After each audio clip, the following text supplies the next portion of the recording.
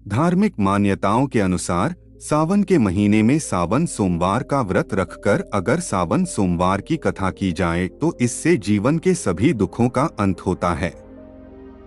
साथ ही भगवान शिव अपने भक्तों की सभी मनोकामनाएं पूर्ण करते हैं।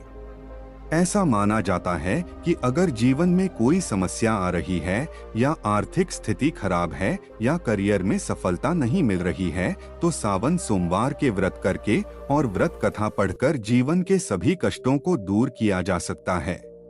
प्रिय दर्शकों, आप हमारे चैनल पर नए हैं तो चैनल को सब्सक्राइब जरूर करें।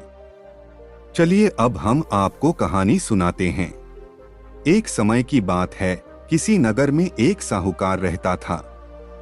उसके घर में धन की कोई कमी नहीं थी, लेकिन उसकी कोई संतान नहीं थी। इस कारण वह बहुत दुखी था। पुत्र प्राप्ति के लिए वह प्रत्येक सोमवार व्रत रखता था और पूरी श्रद्धा के साथ शिव मंदिर जाकर भगवान शिव और पार्वती जी की पूजा करता था। उसकी भक्ति देखकर एक दिन मां पार्वती प्रसन्न हो गईं और भगवान शिव से उस साहूकार की मनोकामना पूर्ण करने का आग्रह किया।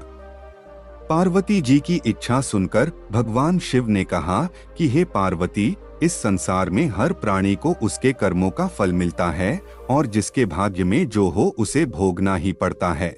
लेकिन पार्वती जी ने साहूकार की भक्ति का मान रखने के लिए उसकी मनोकामना पूर्ण करने की इच्छा जताई।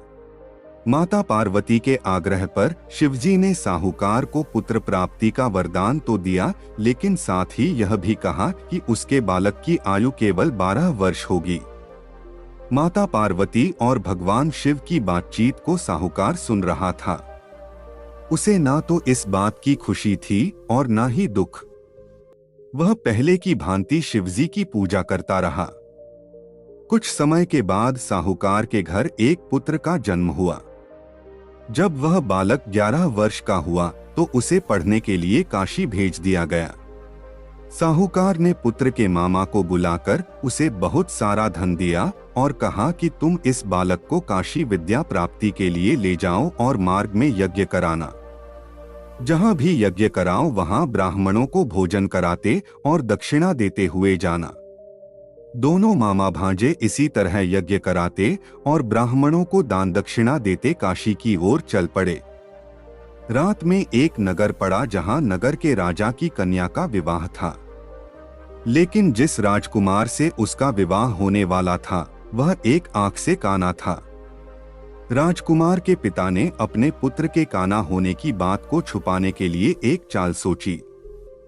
साहूकार के पुत्र को देखकर उसके मन में एक विचार आया।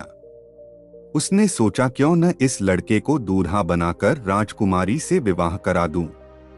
विवाह के बाद इसको धन देकर विदा कर दूंगा और राजकुमारी को अपने नगर ले जाऊंगा। लड़के को दूल्हे के वस्त्र पहनाकर राजकुमारी से विवाह कर दिया गया। लेकिन साहूकार का पुत्र ईमानदार था। उसे यह बात न्यायसंगत नहीं लगी। उसने अवसर पाकर राजकुमारी की चुनरी के पल्ले पर लिखा कि तुम्हारा विवाह तो मेरे साथ हुआ है, लेकिन जिस राजकुमार के संग तुम्हें भेजा जाएगा वह एक आंख से काना है। मैं तो काशी पढ़ने जा रहा हूँ। जब राजकुमारी ने चुन्नी पर लिखी बातें पढ़ी तो उसने अपने माता पिता को यह बात बताई। राजा ने अपनी पुत्री को विदा नहीं किया, जिससे बारात वापस चली गई।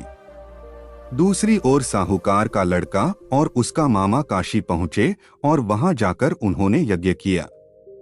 जिस दिन लड़के की आयु 12 साल की हुई उसी दिन यज्ञ रखा गया। लड़के ने अपने मामा से कहा कि मेरी तबीयत कुछ ठीक नहीं है। मामा ने कहा कि तुम अंदर जाकर सो जाओ। शिवजी के वरदानुसार कुछ ही देर में उस बालक के प्राण निकल गए।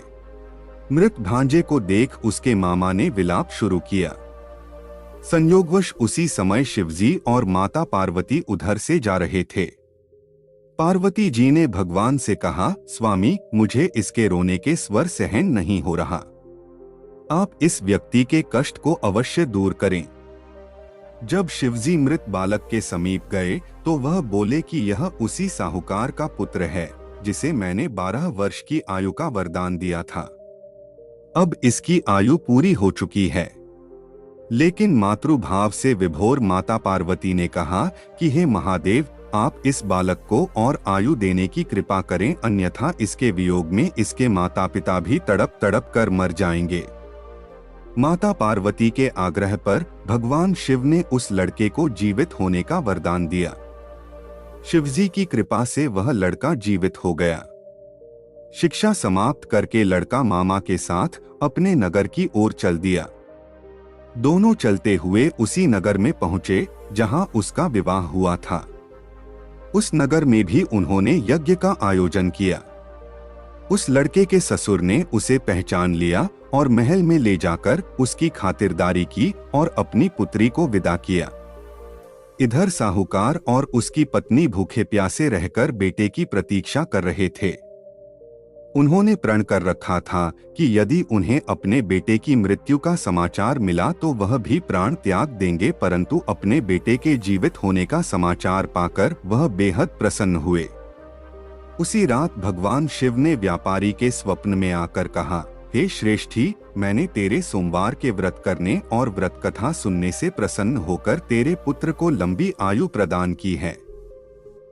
इसी प्रकार जो कोई सोमवार व्रत करता है या कथा सुनता और पढ़ता है, उसके सभी दुख दूर होते हैं और समस्त मनोकामनाएं पूर्ण होती हैं। प्रिय दर्शकों, जो व्यक्ति सच्चे मन से भगवान में ध्यान लगाता है और सदैव अच्छे कर्म करते रहते हैं, उनके साथ हमेशा भगवान का आशीर्वाद रहता है।